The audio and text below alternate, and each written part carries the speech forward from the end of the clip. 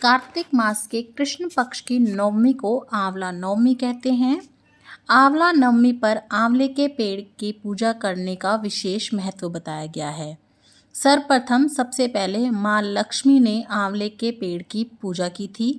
एक कथा के अनुसार एक बार माँ लक्ष्मी पृथ्वी पर घूमने के लिए आई।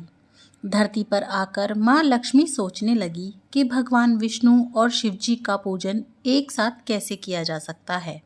तभी उन्हें याद आया कि तुलसी और बेल के गुण आंवले में पाए जाते हैं।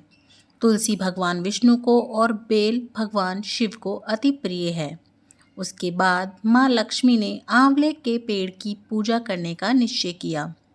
माँ लक्ष्मी की भक्ति और पूजा से प्रसन्न होकर भगवान विष्णु और शिव जी ने साक्षात उन्हें दर्शन दिए। माँ लक्ष्मी ने आंवले के पेड़ के नीचे ही भोजन तैयार करा और पहले भगवान को जिमाया और उसके बाद वहाँ पर बैठकर खुद भोजन किया।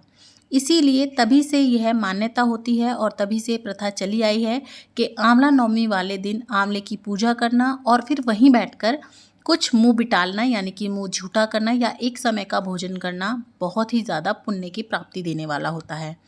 इससे इंसान के जो है स्वास्थ्य तो स्वस्थ रहता ही है, साथ ही साथ इससे घर में सुख समृद्धि की भी उत्पत्ति होती है। आंवला नवमी पर आप आंवले की पूजा कैसे कर सकते हैं उसकी वीडियो चैनल पर आ चुकी है, आप उसे जाके देख सकते हैं। और आज की इस वीडियो में मैं आपको उसकी कथा सुनाने वाली हूँ। तो पूजा करने के बाद आपको आंवले के पेड़ के नीचे बैठकर ही कथा सुननी होती है। तो देखिए, हाथ में आप कुछ दाने ले लीजिएगा और फूल ले लीजिएगा और एक लोटा जल ले लेंगे हम, और उसके बाद हम वहीं पर पेड़ के नीचे बैठकर अपनी कथा सुनेंगे। तो चलिए कथा को शुरू कर लेते हैं। एक राज्य में आंवलिया नाम का राजा था। राजा ने यह प्रण लिया था कि वह अपनी प्रजा में रोजाना 1.25 मन आंवला दान करेगा, उसके बाद ही खाना ग्रहण करेगा। राजा अपने प्रण के अनुसार ऐसा ही करता था, लेकिन उसके बेटे और बहू को यह बात पसंद नहीं थी। इसीलिए एक दिन उसके बेटे बहू ने सोचा कि अगर इसी तरह से राजा रोज इतना सारा आंवला दान करेगा तो एक दिन सारा खजाना खाली हो जाएगा। एक दिन बेटे ने राजा से कहा कि उसे इस तरह दान करना बंद कर देना चाहिए। राजकुमार की बात सुनकर राजा को बहुत दुख हुआ और राजा ने रानी के साथ महल का त्याग कर दिया। फिर क्या था, राजा आंवला दान नहीं कर पाए और अपने प्रण के कारण कुछ खा भी नहीं पाए। जब भूख प्यास से उन्हें मरते मरते 7 दिन हो गए, तब भगवान को उनके ऊपर दया आ गई। इसीलिए भगवान ने राजा के लिए जंगल में ही महल बनवा दिया। राज्य और बाग बगीचे सब बनवा दिए और ढेरों आंवले के पेड़ लगा दिए।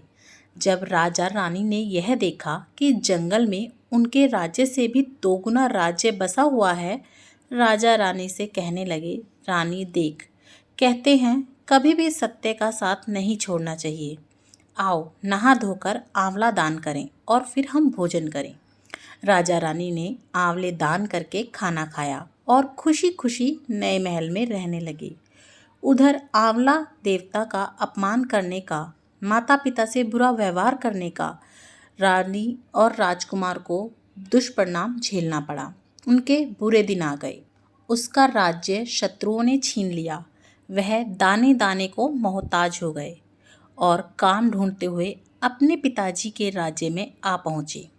उनकी हालत इतनी बिगड़ी हुई थी कि पिता ने उन्हें बिना पहचाने हुए काम पर रख लिया।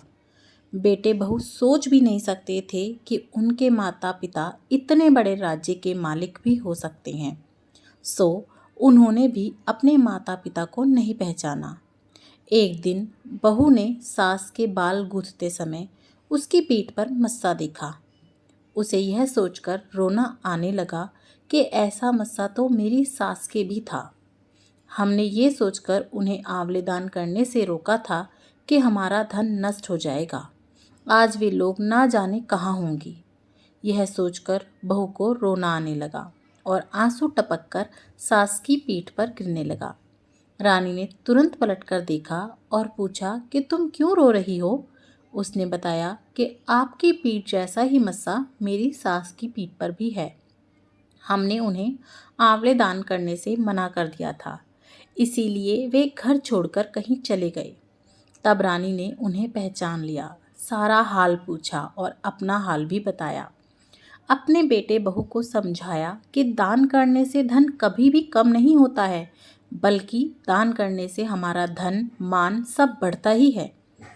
बेटे बहू को ये बात समझ में आ गई और उन्होंने अपनी गलतियों के लिए क्षमा कर ली। उसके बाद राजा, रानी, राजकुमार और बहू सभी एक साथ रहने लगे।